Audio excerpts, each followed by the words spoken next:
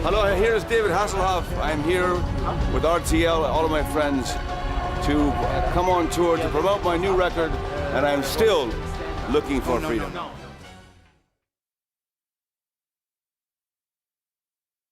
My new CD is called David Hasselhoff Sings America. The idea behind this was brought to me by a good friend, Michael Hanches. And Michael and I started together a long time ago. He published a book called Night Rider, and then we did a book together called Body Watch and several calendars. And then Michael went into the business of selling records with Edel. I guess you call it, what's the pronunciation? Edel? Edel, like Edelweiss, right? And Michael, who is that man? Anyway, Edel. And he said, I have this idea that you should come back and sing great songs from America. And I said, that's an interesting idea because I feel very close to my America right now because of 9/11 and because of things that are happening in the world. So he presented to me a list of songs that were big hits in Germany, like New York, New York, City of New Orleans, Country Road. And we together chose a group of songs that kind of represent everything from New York to the South, to New Orleans, to Florida, to the pop sound of the Righteous Brothers with You Lost That Loving Feeling, to California Dreaming. So basically, it was an opportunity to come back to this German market with my songs that I know. I was always singing the same music that seemed to get a little bit repetitive. It was great. It was fantastic. I loved Crazy for You and Looking for Freedom and Limbo Dance, but I found that I kind of needed to change. My audience was growing up. I'm kind of targeting this towards my fans that grew up with me. And now my fans are 20s and 26 and between 20 and 50, I think. And Michael saw me on Broadway in Jekyll and Hyde and said that you need to have an orchestra. So he said, because you've got such a big voice, and he believed in me, so that it gave me another belief in myself. It came at a really good time. So I'm back in Germany just to say hello, I'm back. I hope you like my new CD, and then I'll be back on tour sometime in the summer with a big orchestra. It's still David Hasselhoff singing, but it's not German Schlager. It is, my last songs were basically German Schlager with a pop beat, and this, which was great.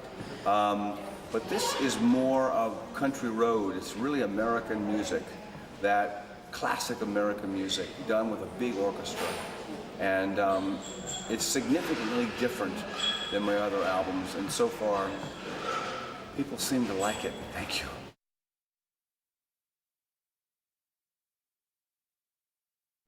Every single day I get emails from fans saying, when are you coming back? If you look at my name up on the internet, there's like 35 unofficial websites. It's like unbelievable. These fans, they have pictures of me that I don't even remember taking. Especially here in Germany, that's where Especially. Yeah, there's one, Paolo Vaccari, you should look that up, her name is Paolo. Her fan site, she's from Italy, is the most amazing thing I've ever seen in my life. So when on my website, I put my website and I just go, click in Paula, because I could never make a website as incredible as hers. Just every song I've ever done, sampled. The fans are already at the hotel. They've come in from Essen, from Berlin. They're all driving in today. There's at least 30 or 40 people that have come from all over the country for the show today. And there were people outside my hotel at the Atlantic in Hamburg. And the fact that you're here and the press is here is exciting, because I didn't know. Who knows? Maybe I come back and they go, you know, German fans are very loyal. They stay with you. In America, fans are very fickle. They love you 1 minute and then next. In Germany, they stay with you. I was talking to Lionel Richie about this, and Lionel Richie said the same thing. He said, you know, I went to Germany. He said, my God, you're so big in Germany. And Lionel said, everyone would ask me, do you know David Hasselhoff? And he said, the great thing about Germany is the fans stay with him. And they stay with me. And I really believe, I don't think that I'll be playing like 16,000 people a night, but I will probably play 3,000 to 6,000 a night, and that's fine, you know. I just like to perform, and I'm looking forward to coming back.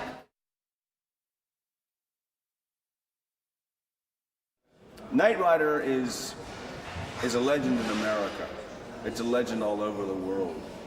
And it's very funny, because Knight Rider got very bad reviews. Everyone said a talking car, same way with Baywatch, probably the same way with this album, but every time I get a bad review, I have a hit. And because I don't do shows for the reviewers, I do shows for the people. Knight Rider had 3 things in it that made it work: heart, humor, and action. That was it. Where's the heart? Where's the humor? Where's the action? It had heart because one man can make a difference. And one man can make a difference. Everybody can make a difference in someone's life. Even if you just smile at someone. If you give them something, it will come back to you. The humor was Michael Knight in the car. The car was always smarter than Michael, you know, and the car always had much more culture. And of course the action. But they have that. Yeah, and the action of the car flying. I think God gave me Knight Rider because it was a real strange way that I got it. Got it because I was on an airplane, and the president of NBC, like the president of RTL, the same thing, was on the airplane, and he saw me. And the next day I had an audition for Knight Rider, and the script came, and it was about a man in a talking car. I called my father. My father said, Dad, I have this fantastic show. He said, what's it about? About a man in a talking car. And he said, you're crazy. That's the stupidest thing I've ever heard. I said, no, it's incredible. The script was like glowing in my hands. I went, oh my God, this is awesome. I knew it was like the American James Bond, but it would give me a chance to be myself. The show before, I was on a soap opera. I was a very enigmatic doctor, very serious. And this was like, hey, Kit, how you doing? It was more like me. After Knight Rider was over, it was difficult for me to get a job. Everyone said, we want someone like David Hasselhoff, but not David Hasselhoff. And Knight Rider was not considered a legendary show. It was considered a show for kids, and no one really took me seriously. So I found out I had a hit record. I did a record called Night Rocker. Not a very good record, but it was #1 in Austria. So this girl came to visit me from a magazine called the Renman Express, and she won a trip. So she said, you know, your album is #1 in my country. I said, where's your country? She said, Austria. I said, where's Austria? So I looked on the map, I said, little tiny town. I said, Austria! So I go, hello Austria, David Hasselhoff. I want to come with the Knight Rider car on tour. Call me back. It's okay, you can come. I called my manager and I said, I think I got us a booking in Austria. She negotiated. My father and I came over. He did merchandising. He sold hats, t-shirts. I built 2 cars, drove them down the freeway, shipped them to Austria, put black windows, made the inside like Kit, and I went on tour.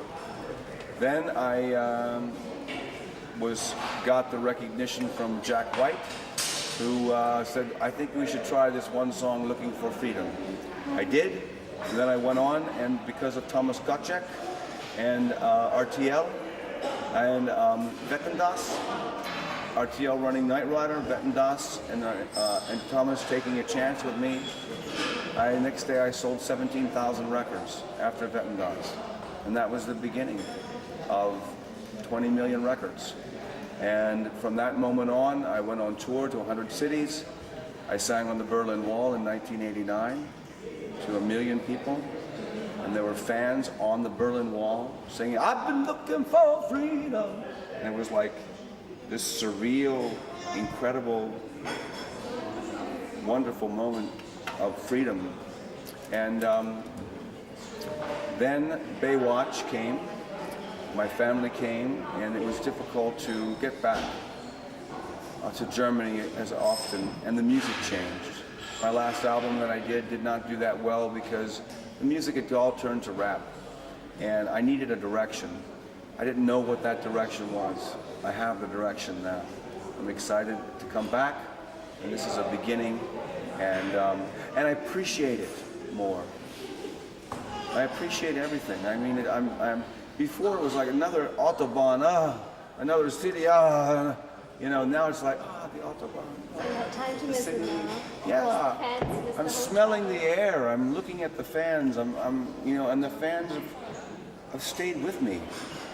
A little bit older, the fans. So am I. Yeah. Photo sessions, magazines. I've done about 10 magazines already, at least 10. Then I'm going to go do a video for the television commercial. Then I'm going to London to speak with some very important people, friends, about bringing Jekyll and Hyde, the musical I did on Broadway, to London. I'm also producing a series of movies that you might know. There was a romantic novelist named Barbara Cartland, and she writes romance novels. And they're very big here around the world. She's written 780 books, and we bought the rights to her stories. So I'm producing 6 romantic novels, and the first one takes place in London, so I'm kind of going there, kind of scout around. And basically I'm kind of doing what I want now. And I tell you, my family's very supportive. You know, my kids say, "You want to go to London and live there for 6 months?" They don't go, they go, "Yeah." You know, they love to go with me. And I love that about them, because it's a big world, and it's important that people realize that people are really all the same around the world.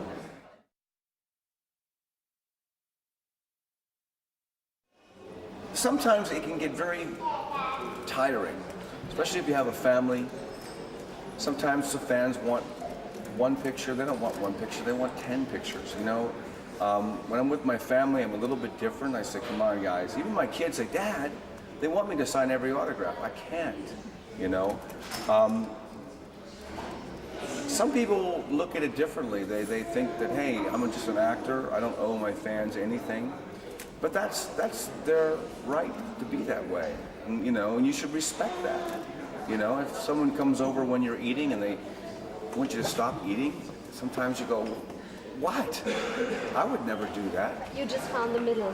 Yeah, I like, you know, my thing is the reason, I think one of the reasons I was successful in Germany is I was accessible. So many of the other stars that I saw over here were like, they would go on stage and leave me alone. No, come on. You know, I told my fans tonight, come on stage. You know, if you want to give me a flower, give me a flower. It's a free country. Do what you want. I'll come in the audience. They always said, "Don't go in the audience." I said, "Don't worry, I won't go in the audience." As soon as I start, I would talk to my promotional guy, and he says, "What side of the audience are you going in?" And Eugen and I always go in the audience. I love the people. And, you know, the time to worry, the time to have is when you should worry is when no one asks you for an autograph. Then you know you'll have a problem. I took life too seriously, and I felt very sorry for myself. You know, and that's stupid. And you can quite easily go down a destructive path, and so many people do, and so many kids do. You know, and life is short. You know, life is short, and I've had, you know, John Ritter died, and that was a big effect on me. John Ritter was a friend of mine, and bam, you know, he went into the hospital, and bam, it's over. You know, so it's like, you know, wake up and smell the coffee.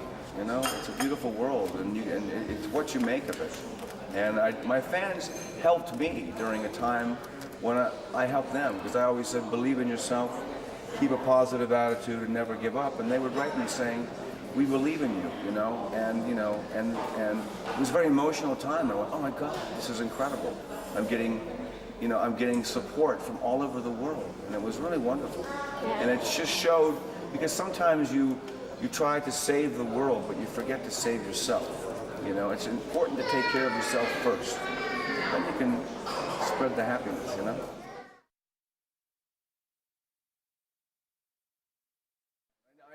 I did one song, "Wir zwei allein heute Nacht." Was glaubst du, was hier grad macht? Jemand aber wohnt hinterm gelben Mond. Wir zwei allein heute Nacht. My agent. I did a song in German. It was a big hit with Gwen many years ago. In I don't even remember. I think it was 1992. Do you remember that song? No. No, Mit I Gwen? don't know German No. songs from you. Well, I sang one song that wasn't it. That was a mistake. I'll never sing it again. But do I did do because how can you anyway? But no, I know just a little bit of German. German's a hard language for Americans. Yeah, it is. Riding on the city of New Orleans, Illinois Central Monday morning rail.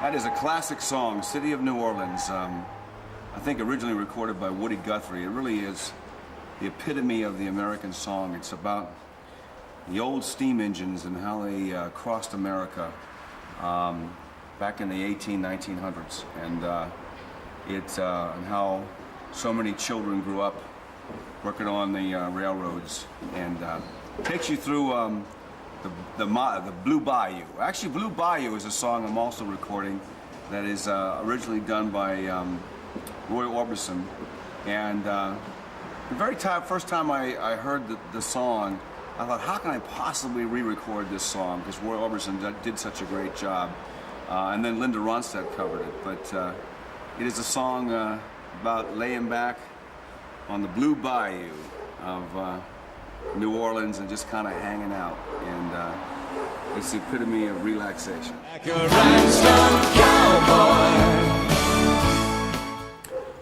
Rhinestone Cowboy has a special meaning to me because the lyrics are, I know every crack in these dirty sidewalks of Broadway. And then there's another line, there's been a load of compromising on the road to my horizon. And there's been a load of compromising on the road to my horizon. And there really has been a lot of compromising in show business because you miss a lot of events sometimes that you should be part of, and you have to give up a lot to get what you want. But the rewards are magnificent. And it's a beautiful song that was originated by Glenn Campbell. And it's kind of the epitome of people following their dream. Never give up. Dreams do come true. You lost that love and feeling. You lost that love and feeling. This song was great for me because I actually closed my concerts every night with this song, and the audience would go crazy. And it's done now with a little bit of a sadness in my heart for Bobby Hatfield, who originated the high part of the Righteous Brothers, and put this song on the album because it is pretty much a pop classic that is representative of American soul. We'll do okay. Forever in blue jeans. Forever in Blue Jeans. You know, Forever in Blue Jeans is a fun track that kind of puts everything in perspective. That money talks, but it don't sing and dance, and it don't walk. And what's important are the simple things in life, and just hanging out in blue jeans. And America is blue jeans, and so is Neil Diamond. Wish they all could be California girls. California girls, haha. Well, that has a little bit to do with Baywatch, I guess. You know, if you ever come to California around August, and go to Huntington Beach, which is just south of Santa Monica, and you will see California girls. It's unbelievable. God is a wonderful person who created beautiful women. A lot of them live in California. California girls, there's nothing like them. Raindrops keep falling on my head. Raindrops keep falling on my head. B.J. Thomas, a great film. Butch Cassidy and the Sundance Kid. Raindrops keep falling on my head, and so what? You know, enjoy the raindrops. It's a fun song. It's about enjoying life, because there might come a time when you know, you might not have a chance to see the raindrops anymore. So enjoy the raindrops. and enjoy life. California dreaming on such a winter's day. California Dreamin' is, I think why Baywatch is so successful because of the winters here. California Dreamin'. You know, California Dreamin' to me is a long walk on the beach. When I'm having some stress in my life or things aren't going well, I go to the beach and it's California Dreamin'. And just the air, just the magnificence of the ocean kind of brings me back to a positive place.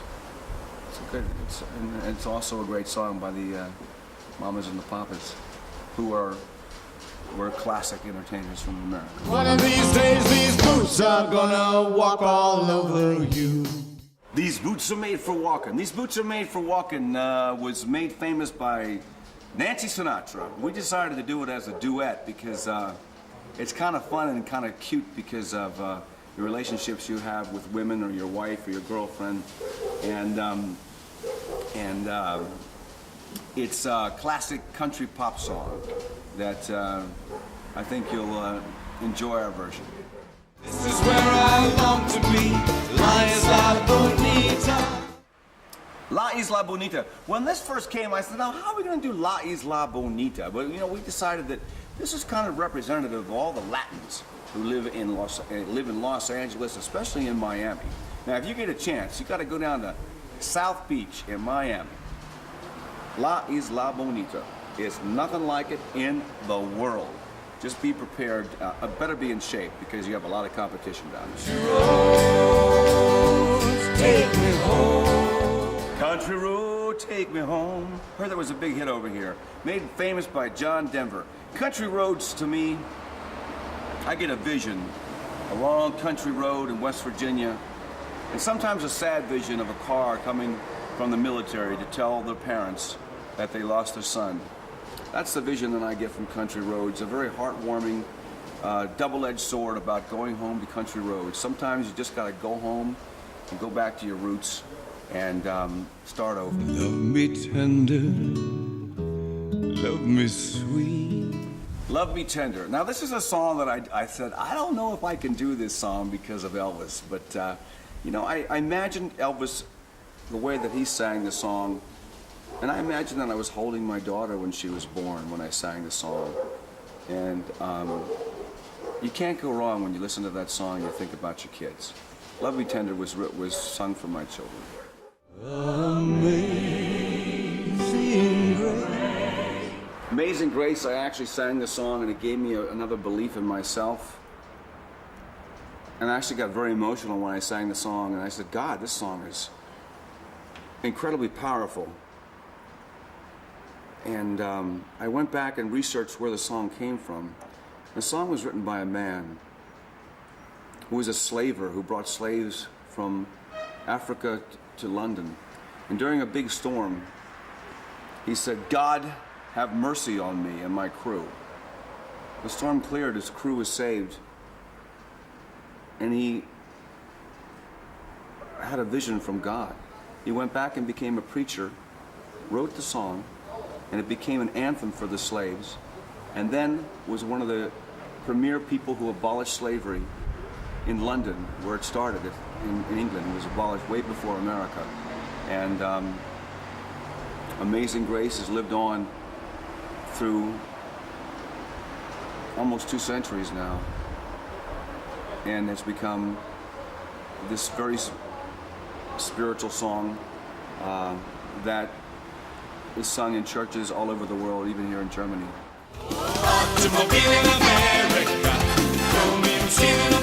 America, we put on America because it's kind of a fun song that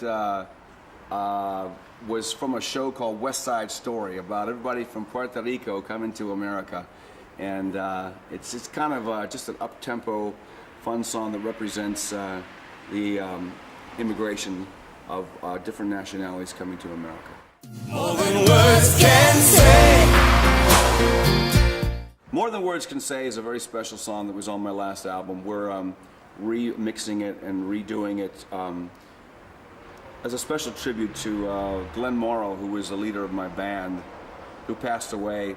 And it was amazing. Right before he died, this is a true story, about 2 weeks before he died, he called me and said, will you make this song a hit?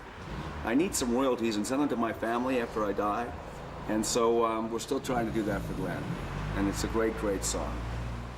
New York, New York. New York, New York. You know, this is another song that, oh my God, how do I sing New York, New York?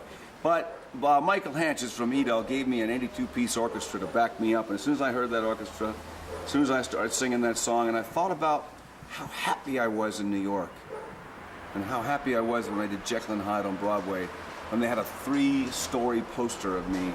And I thought, man, if you can make it there, you can make it anywhere. And for a brief moment in my life, I made it in New York, and I'm going to hold on to that dream and that vision forever. And if you get a chance in your life, you got to go to New York, because that is America. And New York is almost more America than anything that in any place else, because every nationality in the world is in New York.